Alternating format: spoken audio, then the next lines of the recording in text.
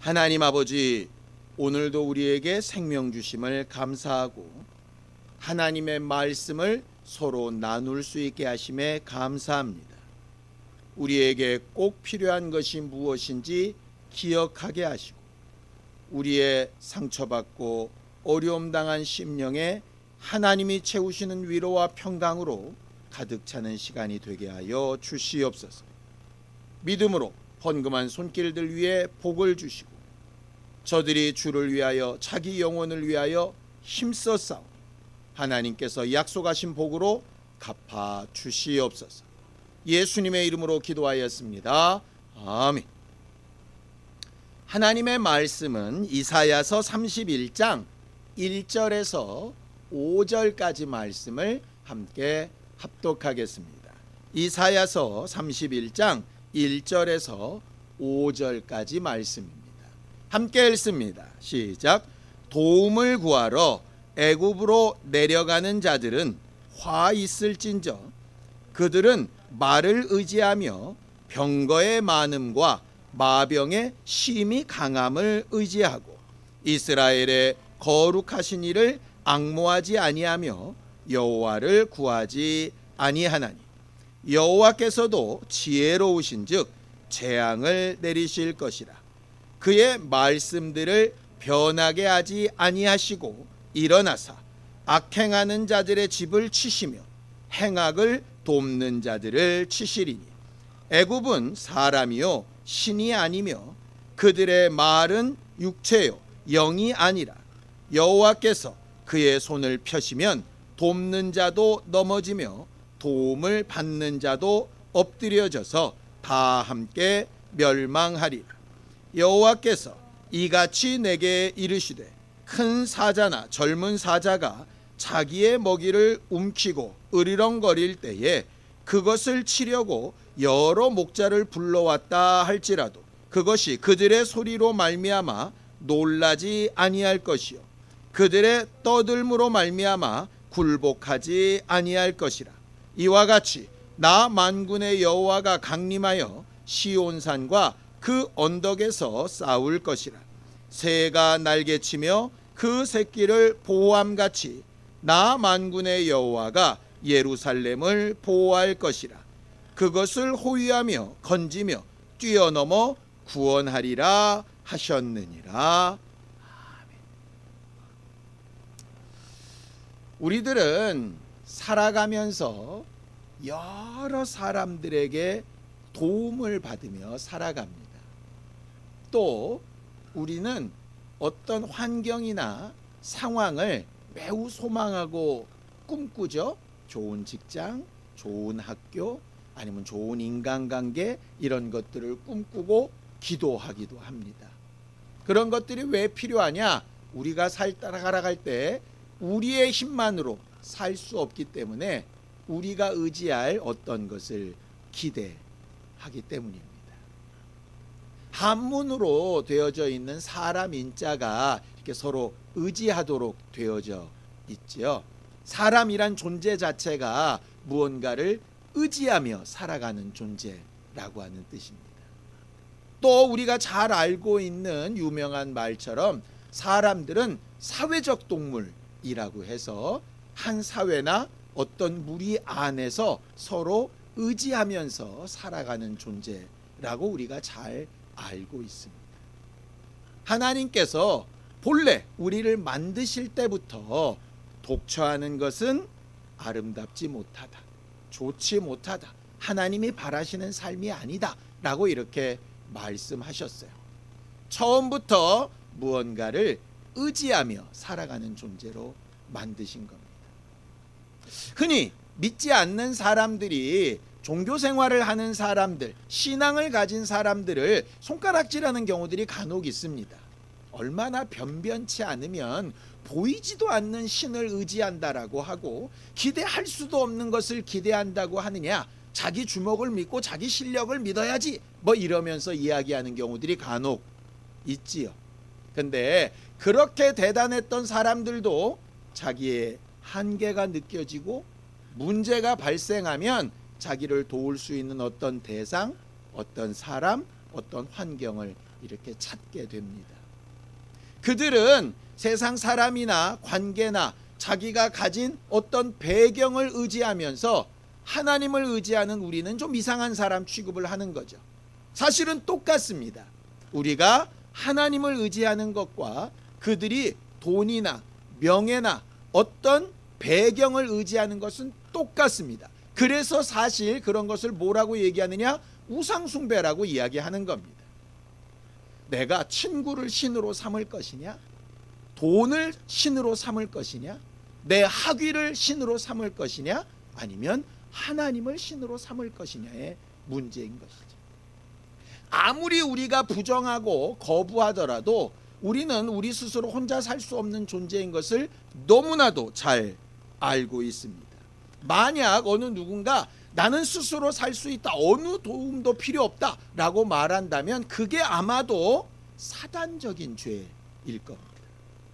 사단이 하나님이 주신 실력, 하나님이 주신 지위, 하나님이 주신 권한이었음에도 불구하고 마치 자기 실력, 자기 권한, 자기가 가진 능력인 것처럼 착각하여 자기 혼자 뭔가를 해보려다가 결국 타락한 것 아니었습니까?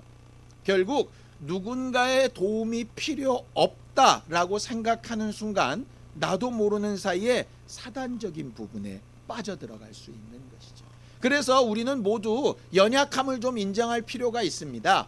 나 혼자 할 수 없다. 어느 누군가의 도움이 필요하다. 어떤 환경이 필요하다. 이것은 어느 누구도 부인할 수 없는 정확한 상황입니다. 문제는 뭐를 의지할 거냐라고 하는 것의 문제이죠. 우리는 어려서부터 부모의 도움을 받으며 살아왔고 형제들과 어울리고 친구들과 어울리고 가족과 함께하면서 또 여러 가지 사회 현상이나 조직에 들어가서 이렇게 살아왔습니다. 그렇게 수없이 살아오면서 우리에게 하나님께서 요구하시는 가장 아름다운 삶은 뭐냐? 한순간 한순간을 지나가면서 내가 진짜 의지해야 될 분이 하나님이시구나 라고 하는 걸 발견해 가기를 원하시는 게 하나님의 본 목적이셨던 거죠. 성경을 좀 보죠. 사도행전 17장 26절에서 27절까지 말씀입니다. 사도행전 17장 26절에서 27절입니다. 함께 읽습니다. 시작.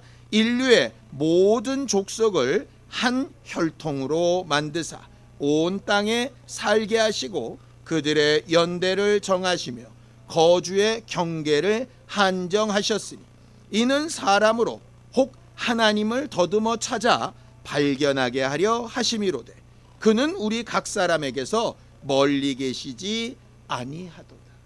하나님께서 우리를 하나님의 형상의 모양대로 만들으셔 놓고 한계를 정하시고 거주에도 능력에도 할 수 있는 모든 꿈이나 생각에도 한계를 정하신 이유는 그 한계를 느낄 때마다 연약함을 인정할 때마다 하나님을 더듬어 찾아 발견할 수 있다.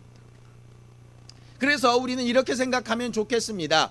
연약하고 문제가 생기고 아프고 한계를 느끼는 게 썩 기분 좋은 경험은 아니죠. 그런데 그런 경험을 통해서 우리가 반드시 올바른 목적과 방향으로 가야 되는데 그게 뭐냐 하면 하나님을 더듬어 찾는 방향으로 가야 하는 것이죠. 어려울수록 아프고 힘들수록 하나님을 찾는 방향으로 사용하는 지혜가 우리 모두에게 있기를 예수님의 이름으로 축원합니다. 살아가면서 우리는 믿었던 사람이나 어떤 조직이나 어떤 대상에게 상처를 받거나 실망을 당하거나 그런 것들이 이렇게 무너지는 체험들을 꽤 많이 하면서 살아갑니다. 그래서 언제부턴가는 내가 이제부터는 절대로 아무도 안 믿어. 내가 믿으면 사람이 아니야. 뭐 이런 생각을 할 때도 있지요. 그런데 그럼에도 불구하고 인정합시다. 우리는 연약해서 또 누군가의 도움이 필요한 사람입니다. 그런데 우리는 왜 그렇게 한 번 당하고 두 번 당하면서도 또 사람을 의지하고 또 환경을 의지하고 어떤 것들을 이렇게 의지할까요? 우리의 연약함과 부족함 때문입니다. 그럼 그렇게 의지했던 사람들은 왜 그렇게 우리한테 실망과 아픔을 줄까요? 이유는 딱 한 가지 때문입니다. 자, 시편 146편 3절에서 4절입니다. 시편 146편 3절 4절 함께 읽습니다. 시작. 귀인들을 의지하지 말며 도울 힘이 없는 인생도 의지하지 말지니 그의 호흡이 끊어지면 흙으로 돌아가서 그날에 그의 생각이 소멸하리라. 우리가 믿을 만하다고 생각했던 사람, 어떤 리더, 목사, 아니면 대통령, 아니면 우리 회사, 아니면 내가 지금까지 알고 있었던 지식, 이 모든 것들도 결국은 또 다른 도움이 필요한 연약한 존재이기 때문에 연약한 존재가 연약한 존재한테 의탁하니 함께 넘어질 수밖에 없는. 어떤 의자가 내 무게를 견뎌주리라 생각해서 턱 앉았는데 그 다리가 휘청대고 있는 거라면 함께 나동그라지는 거랑 똑같은 겁니다. 우리가 의지하는 사람, 의지하는 대상, 이 세상에 존재하는 모든 것들은 어느 누구라도 어떤 환경이라도 우리를 끝까지 책임져 줄 수 없습니다. 그게 정의입니다. 자, 그렇다면 우리는 어느 누구도 의탁하지 말고 어떤 누구도 의지하지 말고 부탁도 하지 말고 그렇게 살아야 되나요? 사실은 또 그렇지는 않죠. 그럼 뭐냐? 책임져 줄 수 없는 것들을 의지하게 했다가 또 상처받고, 이유가 뭐냐?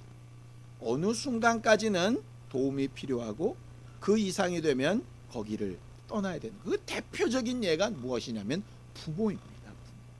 성경을 좀 보죠. 마태복음 19장 5절입니다. 함께 읽습니다. 시작. 말씀하시기를 그러므로 사람이 그 부모를 떠나서 아내에게 합하여 그 둘이 한 몸이 될지니라 하신 것을 읽지 못하였느냐 그랬습니다. 인생이 제대로 성장하고 살아가는데 부모의 존재는 절대적입니다. 이건 아무도 부인할 수 없습니다. 그런데 다윗은 시편에서 이런 고백을 한 적이 있습니다. 내 부모는 나를 버렸지만 이라고 한 말이 있습니다. 그건 다윗이 버림받은 고아였다는 뜻이 아닙니다. 부모가 나를 정말 잘 길러보려고 몸부림쳤지만 부모도 역시 한계가 있는 존재이라 어느 정도의 한계가 지나면 나를 책임져 줄 수 없더라라고 하는 것이죠. 어려서는 아이에게 말도 가르치고 행동도 가르칩니다. 근데 어느 정도 수준이 지나가면 학교 보내고 학원 보내고 대학교 보내고 대학원 보내고 막 다른 사람을 의탁하죠. 이유가 뭡니까? 내 한계를 벗어나기 때문입니다. 부모는 일정 기간 굉장히 중요한 환경이긴 하지만 영원히 책임져 줄 수는 없습니다. 어느 정도 책임져 줄 수 있냐? 하나님이 허락하신 한계 내에서만 책임져 줄 수 있습니다. 그러니까 부모가 그 한계를 넘어서서 자식을 더 많이 책임지려고 하는 순간 문제가 발생하기 시작합니다. 반대로 자녀가 부모의 그 도움을 떠나가야 되는데 안 떠나가고 계속 머물러 있는 순간 문제가 발생합니다. 지혜는 뭐냐? 언제 떠나보내고 언제 떠나가야 되는지 그 시기를 잘 인도받는 게 지혜이죠. 이건 부모도 알아야 되고 자녀도 알아야 됩니다. 여러분들 애기들 보면 애착인형이라고 하는 거 있지요? 처음에는 항상 부모 품에서 잠들다가 이제 어느 정도 독립하게 되어지면 부모에게 의지했던 것이 애착 인형이나 옷에 이렇게 갑니다. 그런데 그게 학교를 가고 나이가 20살, 30살이 됐는데도 계속되면 어떻게 되겠습니까? 얼마 전에 TV를 봤는데요. 어려서 있었던 그 애착 인형을 다시 맡겨가지고 새로 이렇게 리모델링을 해서 그걸 이렇게 품고 자는 사람들 얘기가 TV에 나오더라고요. 한 부분으로 보면 참 아름답고 좋은 추억이다 라는 생각도 드는데 한쪽으로 보면 좀 징그러웠습니다. 왜냐? 그 애착이 그 다음 단계로 넘어가야 되거든. 그런데 그게 안 넘어가고 계속 그렇게 되면 다른 관계가 형성이 안 되는 거죠.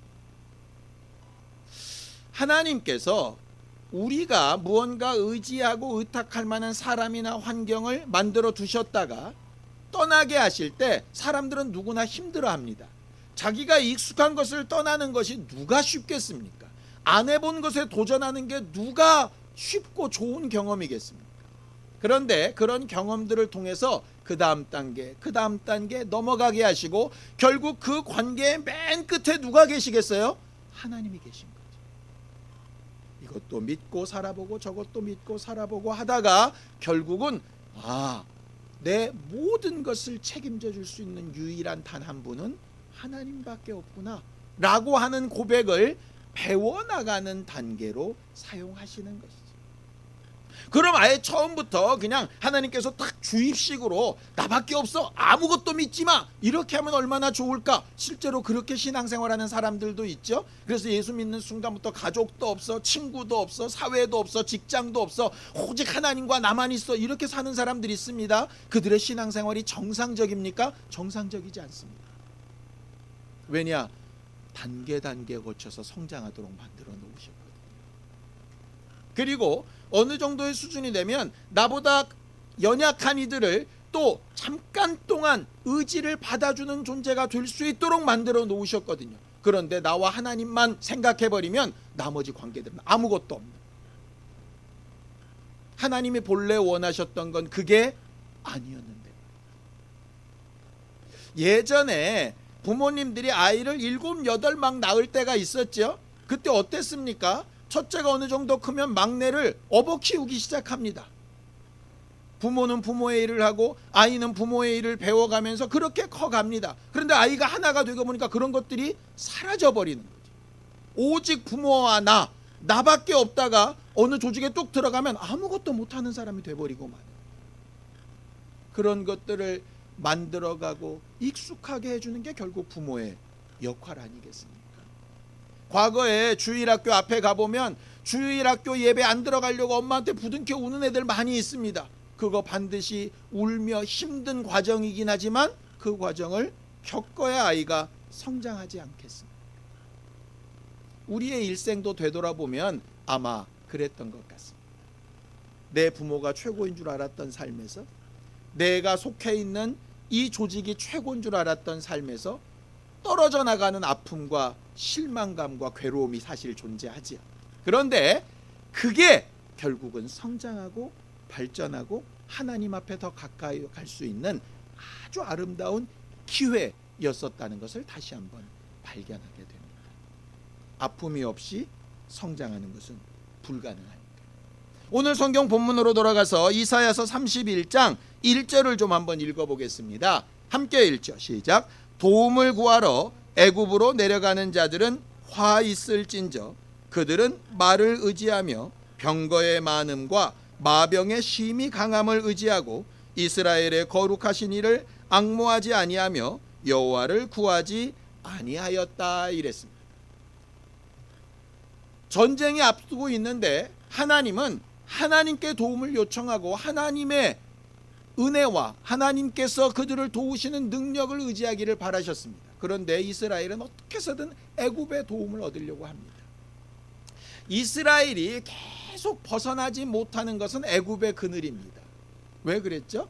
아브라함에게 큰 민족이 될 것을 약속하시고 그 아브라함이 큰 민족이 될 때까지 보호해 줄 만한 장치가 필요했습니다. 하나님께서 그 장치로 선택하신 게 애굽이었죠. 여러분들 아이가 조산을 하거나 태어나서 조금 어려움이 있으면 어디로 가는지 아시죠? 인큐베이터라고 하는 기계 속에 들어갑니다. 어머니의 태와 비슷한 상황을 만들어 놓고 모든 것을 보호하는 것이죠. 그런데 거기서 어느 정도 성장해서 정상이 되면 그것을 열고 나와야 되지 않습니까?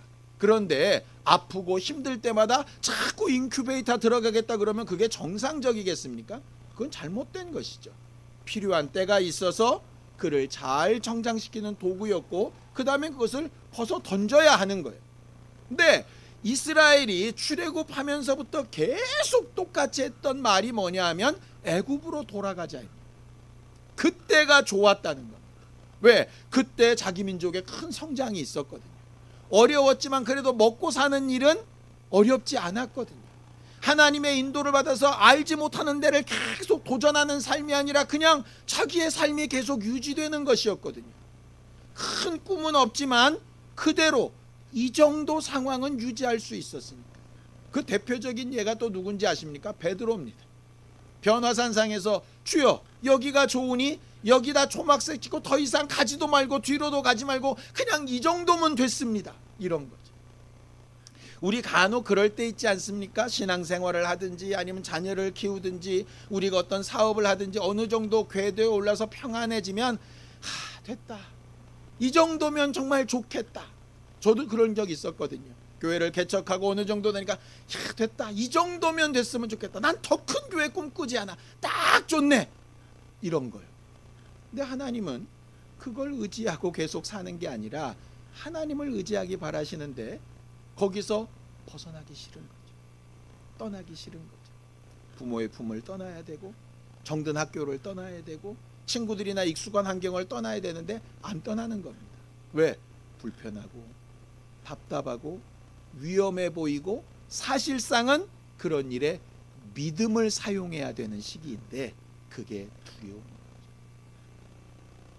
하나님을 믿으면 그 두려움에 도전할 텐데 하나님이 믿어지지 않으니 두려움에 도전하는 것보다는 현실을 지키고 싶은 겁니다. 우리도 과거의 어느 때를 굉장히 많이 추억할 때 있습니다. 그때가 좋았는데, 그때 참 우리 교회 좋았는데, 그때 우리 집안 정말 멋있었는데.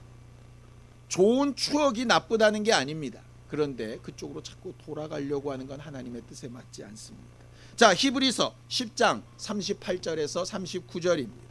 함께 읽습니다. 시작. 나의 의인은 믿음으로 말미암아 살리라. 또한 뒤로 물러가면 내 마음이 그를 기뻐하지 아니하리라 하셨느니라. 우리는 뒤로 물러가 멸망할 자가 아니요 오직 영혼을 구원함에 이르는 믿음을 가진 자.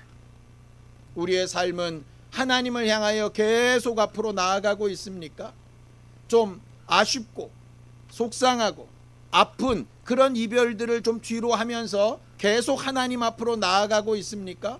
아니면 과거를 추억하면서 뒤로 돌아가거나 그냥 그 자리에 머물거나 쳇바퀴 돌거나 그렇게 하고 있습니다.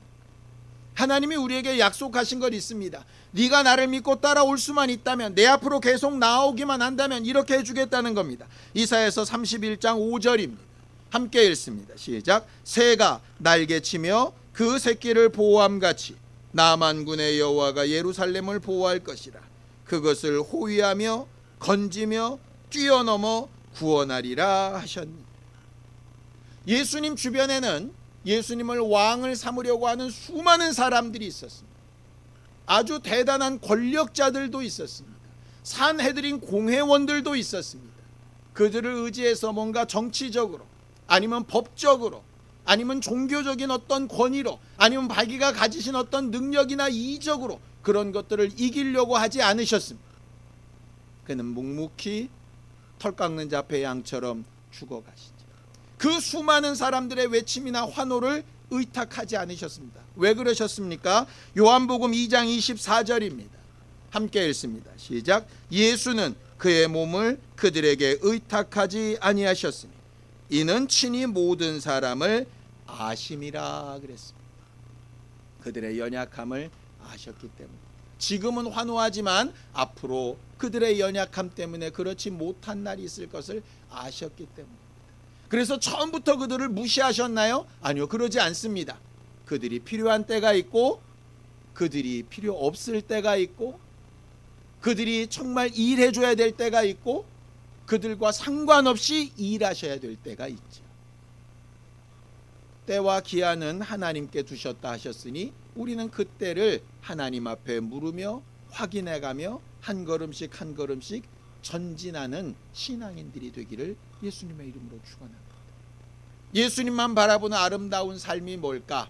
아픔을 피하고 헤어짐을 피하고 어려움을 피하고 할 수 있으면 참 좋겠지만 우리의 인생이 절대 그렇지 못하니까 그런 일이 벌어질 때 이때가 하나님이 허락하신 그때인가 확인해보고 그럼 이 아픔과 어려움을 나는 어떤 방향으로 나아가야 될까 선택해보고 결국 내가 하나님보다 더 의지하며 의탁하며 기뻐했던 것이 있다면 회개하고 떠나보내고 또 하나님께서 내게 새롭게 의탁할 대상이나 환경을 마련해 주셨다면 거기서도 그것을 누리면서 방향을 하나님 앞으로 계속 나아갈 수 있도록 그렇게 인도받는 삶을 사는 것이 예수님만 바라보는 아름다운 삶이 아닐까 이렇게 생각합니다. 그저 흘러 떠내려가는 대로 살자는 얘기가 아니라 우리에게 하나님이 주신 기회를 잘 확인해 보며 모판일 때는 모판대로, 성장을 할 때는 성장할 대로, 옮겨 심겨야 될 때는 옮겨 심기는 대로 하나님의 손을 잘 의탁할 줄 아는 지혜와 영감을 구하는 우리 모두가 되었으면 참 좋겠습니다. 우리 교회가 함께 모여있는 여러분들에게 그렇게 지나가는 과정 중에 정말 좋은 도움을 주는 그런 교회였으면 참 좋겠습니다. 결국 우리가 의탁할 것은 목사도 아니고 교회도 아니고 어떤 무리도 아니고 조직도 아닙니다. 결국 우리가 의탁해야 될 건 우리를 온전히 하시고 도우실 수 있는 하나님 한 분밖에 없습니다. 그 하나님 앞에 가는 그 길에 우리에게 주어진 모든 것들을 잘 활용하고 떠나보내면서 성장하고 또 성장하는 우리 모두가 되기를 예수님의 이름으로 축원합니다.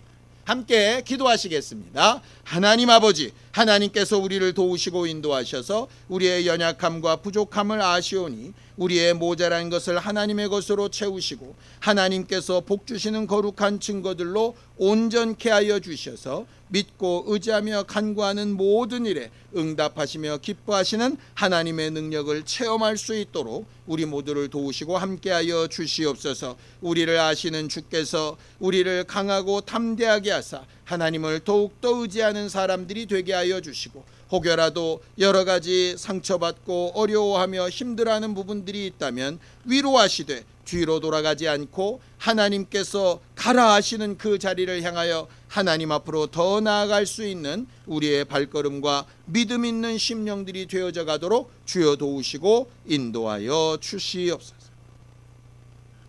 하나님 아버지, 우리를 날마다 도우셔서 하나님 앞에 나아가는 발걸음이 온전케 되게 하여 주시옵시고 하나님을 기쁘시게 하며 하나님으로 인하여 기뻐하는 주를 의지하는 신령한 우리 모두가 되게 하여 주시옵소서. 예수님의 이름으로 기도하였습니다. 아멘. 이제는 우리 주 예수 그리스도의 은혜와 하나님 아버지의 극진하신 사랑과 성령님의 감동하시고 함께 하시는 분명한 증거가 우리의 연약함을 인정하고 하나님만 의지하며 살아가기로 작정하는 우리 모두 위에 이제로부터 영원까지 함께 있을지어다. 아멘.